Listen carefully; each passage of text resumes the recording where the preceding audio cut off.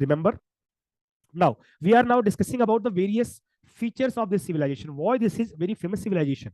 So there are, whenever we discuss about any topic, so you have to remember few things very carefully. First thing is social feature of that particular time period or region. Then political feature. Then economical feature.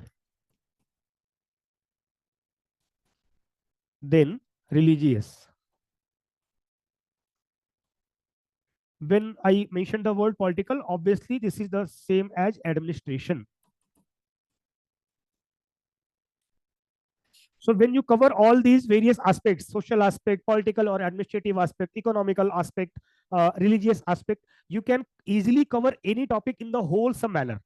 So always remember, whenever going with any topic, either Indus Valley civilization or ancient dynasties, either Guptas, Mauryas, or in medieval dynasties, Mughals, Delhi Sultanate, or in modern Marathas, etc. Anyone. So you have to remember various aspects. So if we are talking about the various aspects of this great civilization, so there are some basic features that is very common. First thing is, this is a whole urban civilization. Though all these 2000 sites are not in urban in nature, but maximums are urban towns.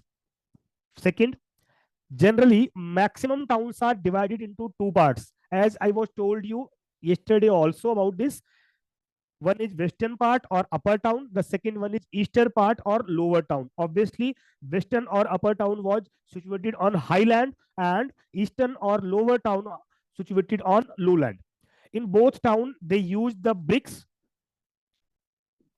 with a certain ratio, that means 3:2:1 with height length. That means they are very aware about the calculations or the measurements. Okay.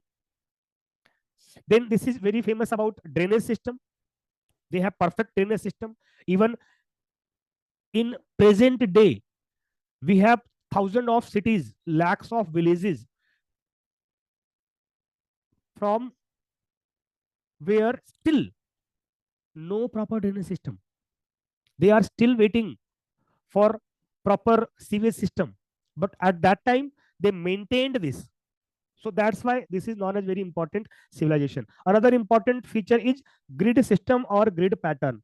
Grid pattern means the roads cut to each other on 90-degree angles. So this situation is known as grid. This formation is known as grid.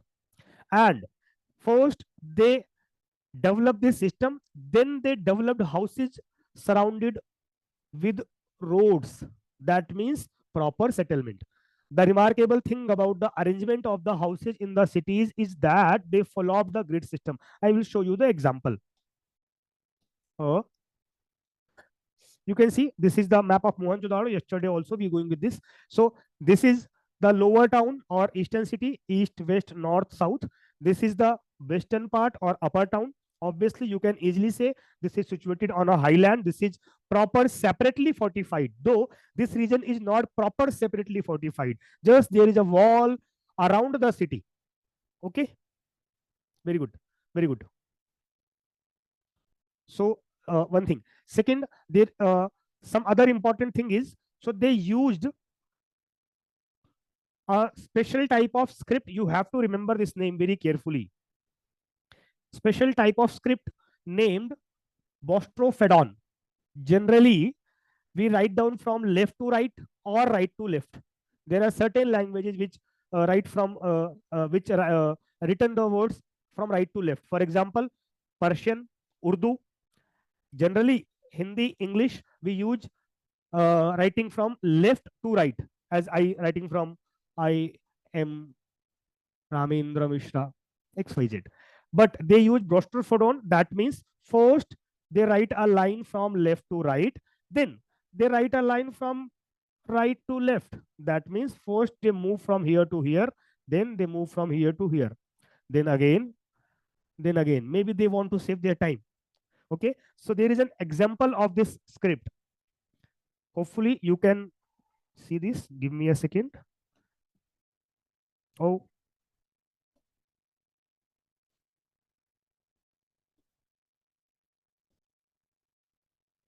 Try to read the script. This is Bostrofodon script.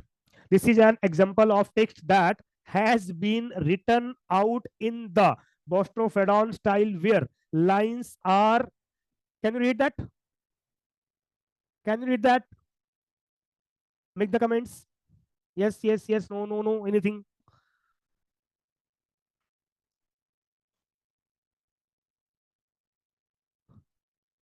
Okay.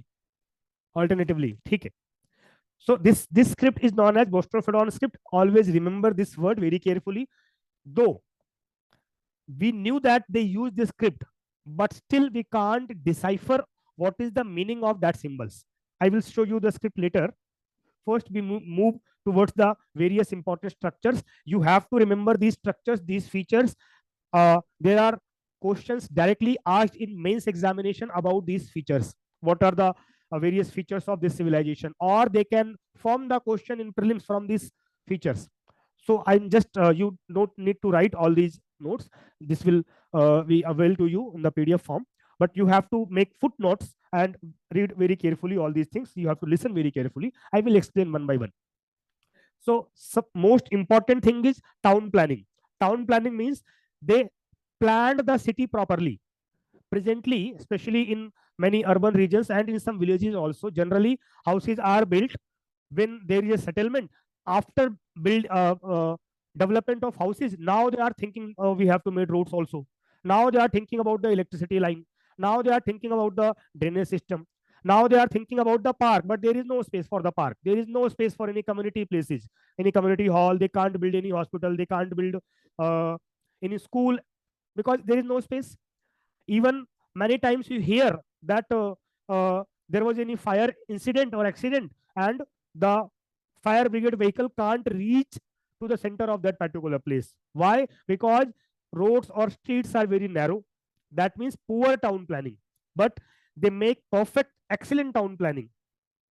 Second, Harappa and Mohenjo-daro, two separate sites, each had its own citadel or acropolis, which was possibly occupied by the members of the ruling class. As I showed you in this image, this is citadel, the upper region. Another image we have, this one. This is the imaginary map of Mohenjo-daro city. Okay, so there is a great bath. This is the upper town, and here is citadel. There is a great bath, and I will show you the exactly image of this region. This is the exactly image of this region that I was shown you in that imaginary. So there is a citadel in upper town. So we assume, or historians assume, maybe the ruling class who manage the whole administration, they are living in that particular citadel. Okay, very good. Then the next important thing is below the citadel in each city lay a lower town containing brick houses which were inhabited by the common peoples or labor class or other people. It doesn't mean that they have make any discrimination or there is any caste system. No, it's just a division according to their occupation. Then the remarkable thing about the arrangement of the houses in the cities is that they follow the grid system. I already told you about that. You can also see in this map. See, a straight road. Each and every houses are developed in a specific pattern. There is not any street that is just going round, round, round, round. No. Granaries. Granaries means the storage houses where they store their surplus grains. Grains is very important. They produce surplus grain and then make agriculture with trade with that.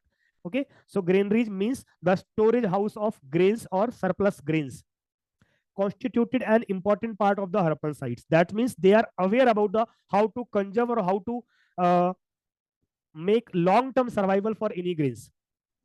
Then the use of burnt bricks, that means the solid bricks they were used that are still in perfect position in the Harappan cities is remarkable because in the contemporary buildings of Egypt, mainly dried bricks were used, but they used the burnt bricks.